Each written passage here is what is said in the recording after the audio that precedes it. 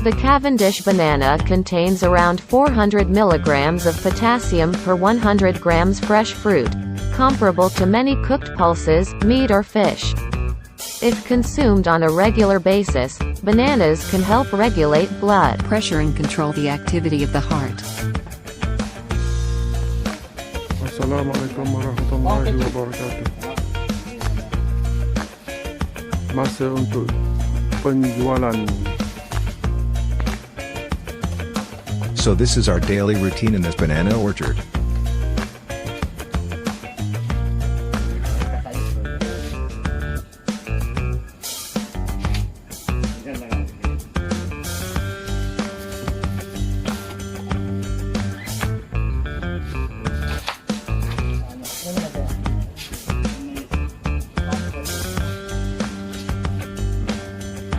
These bananas will be cut from the tree and transported to the tent.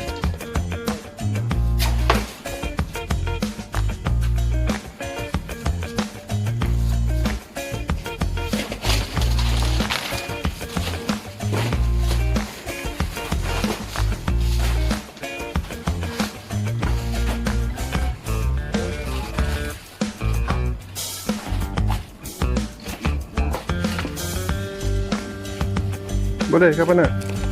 Boleh ya. You know, there are many Cavendish banana in Malaysia like this.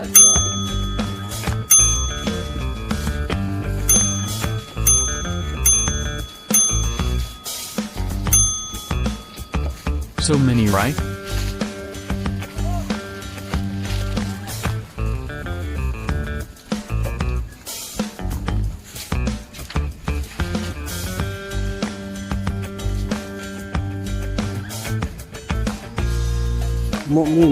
Hello.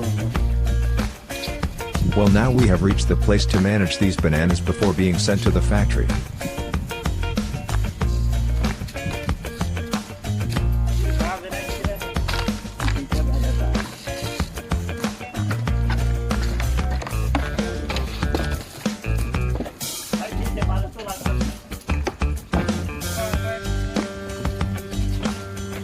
Seen many workers who are managing these bananas before being sent to the factory.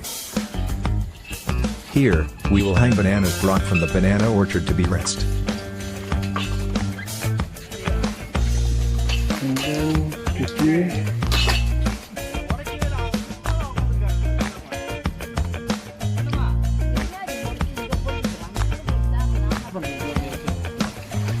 Kita cuci, bilas. Dan bilas, keringkan dan timbang. Encik Sivan, Encik Puspa.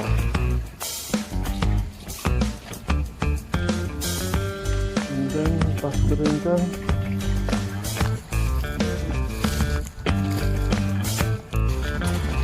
kita gerakkan.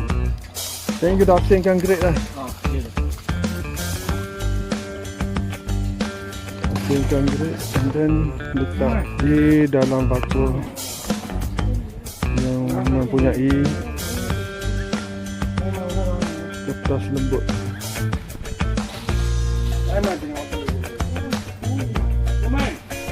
Semua sudah diasingkan gerak A, B, C lah.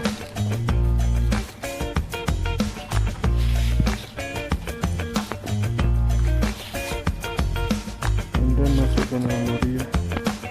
Sudah standby di bawah. Okey, itu saja. Assalamualaikum warahmatullahi wabarakatuh.